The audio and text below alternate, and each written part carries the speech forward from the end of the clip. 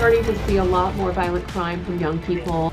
Right now at 11, shots fired near a Vancouver school. How investigators say they linked two teenagers to the crime after the gunman took off. Plus, so I remember seeing the sky and just the loud bang. Hearing from survivors about a horrific hit-and-run rampage, why the man allegedly behind the wheel will not have to face a jury.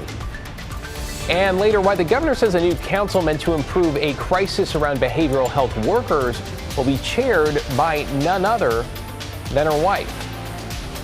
But we begin at 11 with those two teens under arrest after authorities say they brought a gun inside a Vancouver school. Thanks for joining us. I'm David Mulco. Catherine Cook is here with details on the drive-by shooting that affected two schools and district headquarters. Catherine. And David, that building is home to the district's alternative school, which will now be holding classes remotely for the rest of the year. Police say someone fired shots into that parking lot, which is also next to a grade school. Fortunately, no one was hurt. It's always scary when you have these incidents. A quiet evening after moments of chaos Tuesday afternoon at the Jim Parsley Center in Vancouver. Around noon, police say someone drove by and fired at least 3 shots into the parking lot, sending a group of people running inside. No one was hurt. The building on Falk Road is home to the Vancouver Public Schools district office and its alternative school. Police say security cameras captured what happened next. It showed one of the juveniles that ran into the building was concealing a handgun in a sweatshirt, passed that to another juvenile male, and that sweatshirt with the gun inside was located inside that school facility. Police arrested a 15-year-old and a 17-year-old. Both boys face 3 charges each: possession of a dangerous weapon on school property, unlawful possession of a firearm, and possession of a stolen firearm. The firearm that was recovered was actually stolen out of Oregon. Police say the person who fired the gun from the car drove away. Next door at Eleanor Roosevelt Elementary School, teachers and students heard the gunfire. They cleared the playground and locked down the school for about 20 minutes. In a letter to parents, the principal wrote, "We understand that hearing this close to our school might have been very upsetting. Our staff is available and ready to support your student as needed." District officials tell us the alternative school will hold classes remotely for the last 4 weeks of school. It just makes you nervous. Thankfully, the police officers came out here quickly. Elizabeth Francis volunteers with Special Olympics, which meets at the Parsley Center. She's grateful no one was hurt, but wishes none of this had happened. It's sad, but I don't know if it surprises me. I think we all have to be prepared for this kind of stuff. Right now, investigators are piecing together suspect and vehicle information for the gunman. They're asking anyone with tips about this case to contact Vancouver Police. David. Catherine Cook reporting tonight. Thank you, Catherine.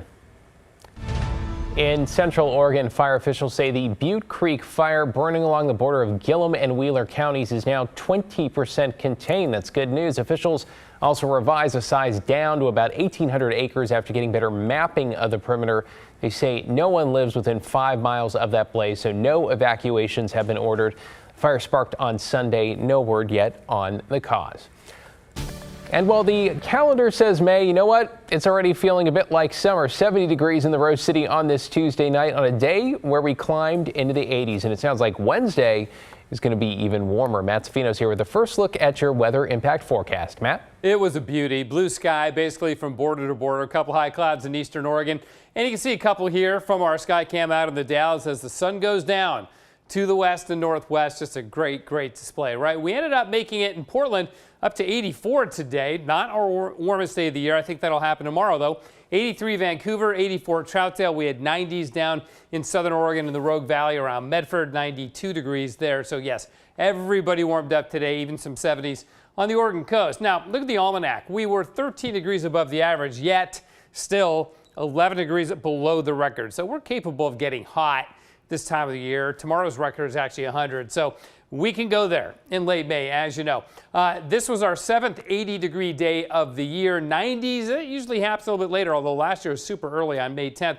The average first date is June 17th, and I think we'll be closer to that than we will to what we did last year. Tomorrow, mostly sunny, 76 by noon. We'll make it up to 86 at 5 o'clock, and that will make it the new warmest day of the year so far. There are clouds looming offshore, though, David, and they're on the move. We'll let you know when they get here in a bit. Back to you. Thanks, Matt. See you in a few minutes.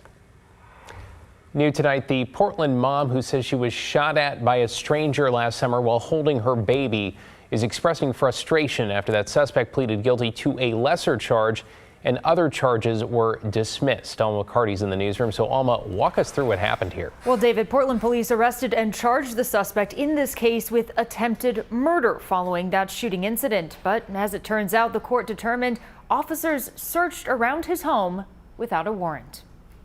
I don't think it's fair. Calling in to a Multnomah County courtroom Tuesday afternoon, Cassie Gepford said this. My daughter might not be here behind what he did. I'm lucky she is, but it could went the other way. Her victim impact statement heard during the plea hearing and sentencing for Cecil Rayford, a man first accused of shooting at her and her young daughter in this Southeast Portland parking lot back in August. She might have got hit, and that terrifies me. KGW was there as Portland police broke down the door to Rayford's apartment just days after the incident. Although officers did have a warrant for this search, court documents confirm they did not have one when investigators found a gun outside his home the night of the alleged shooting. Earlier this year, Rayford's attorney moved to suppress evidence, a motion granted by the court. The gun and the DNA on it couldn't be used. He was only convicted for one charge out of the almost 13 that they had because Portland police messed up. On Tuesday, Rayford pleaded guilty to unlawful use of a weapon. The judge sentencing him to 30 months in prison. I guess I will say, Mr. Rayford, to most people, a child's their most precious thing. And I hope you can have some understanding of why she's upset in this matter. And Cassie says her message remains the same as the first time we spoke with her. Keep your kids close. It's sad how many people are out careless with weapons. We asked Portland police for a comment, but the Bureau declined to make a statement at this time. David, back to you. Oh, thanks, Alma. I appreciate the follow-up tonight. Developing this evening, the Multnomah County Sheriff's Office is looking for whoever targeted the Reynolds School District over the holiday weekend and made off with a haul of school bus catalytic converters. Deputies say the culprits cut a hole in the fence at the district's transportation yard, stealing 6. It is not the first time. In 2021, someone broke in and stole 22. The district says it upped security at the lot and recently had to scale back due to budget cuts. Well, we're in a $25 million deficit right now.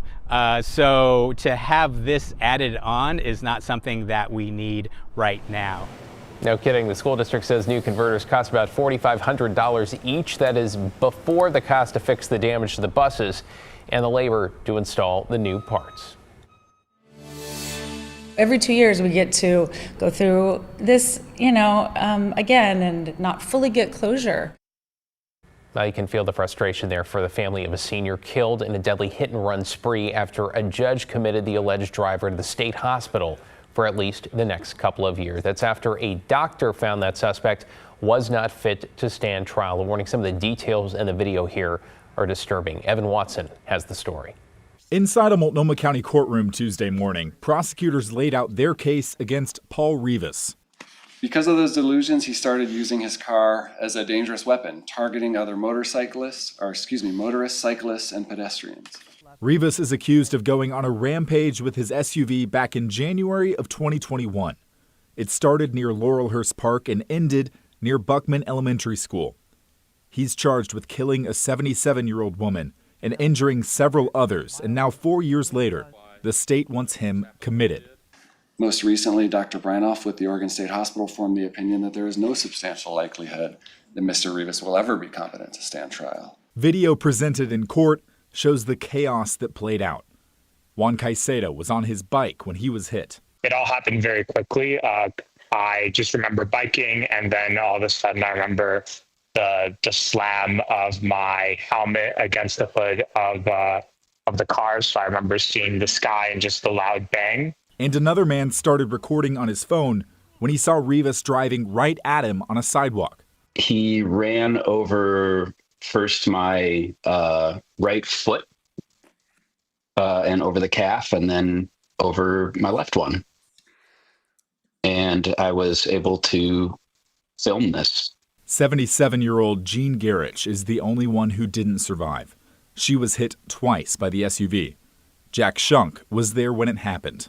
The next thing I recall was a flash of gray, And then right in front of me, the woman's head disappeared under the front bumper. He says Garich was dragged a block while pinned under that SUV. Shunk, who's a retired pediatrician, then tried to render first aid. I said, "What's your name?" And she said, "Jean." It was so incredulous. I said, "Did you know that man?" She said, "No." Rivas eventually crashed the SUV, and witnesses confronted him before police arrived. She just dragged so many people. Officers then used a taser on Rivas to take him into custody. Evan Watson, KGW News. A lot of tough stories tonight there, so let's get you caught up on tonight's other headlines now. Portland police are investigating a motorcycle crash that has left one person dead. This was just before 6:30 this evening in the Rose City Park neighborhood. When officers arrived, they found a motorcyclist who had crashed into a parked vehicle. The rider, an adult man, was taken to a hospital but later died. We are learning more tonight about an investigation into a safari park that authorities shut down this month after they seized 300 animals and euthanized several others. New this evening, the Coos County Sheriff's Office says as part of their raid a couple of weeks ago, authorities found 44 firearms, including a modified machine gun, $1.6 million in cash and other assets, and some 80 grams of meth. This was at the West Coast Game Safari Park near Bandon. Today, investigators say they arrested 52-year-old Brian Tenney. He faces charges of meth possession, manufacturing, and attempted distribution. Well, speaking of drugs, more than 200 pounds are off the streets, authorities say, after they arrested an Estacada man for a massive drug shipment. 29-year-old Anthony Barrera was arrested near Roseburg, allegedly with this, 270 pounds of meth and 2 pounds of cocaine hidden in a rental vehicle. Investigators say they believe Barrera was transporting the drugs from Southern California to Oregon. The suspect appeared today in federal court. A judge ordered him detained until his next appearance. And a little bit of good news here. 2 baby goats stolen from the Orchards feed store over the weekend have now been recovered. The goats are both named Andrew. They were spotted by a driver on Lower River Road near Vancouver Lake. Surveillance video from the store shows thieves breaking in late Sunday, cutting locks and grabbing the goats. Both were very hungry. The goats, not the thieves, but appear to be otherwise okay. The goat nappers have not been arrested. New at 11, Oregon's First Lady has been tapped for a brand new role. Today, the governor's office announcing First Lady Amy Kotek-Wilson will chair the Behavioral Health Talent Council. Its mission is to focus on recruitment and retention when it comes to people working in the mental health and addiction services field. This comes a year after the governor, by the way, came under scrutiny for reportedly trying to create a formal office of the First Lady for Kotek-Wilson, a longtime social worker. The governor later said an official office was off the table and that she would seek guidance from the Ethics Commission. Said commission eventually decided there was not enough evidence to find that the governor or the First Lady violated ethics rules.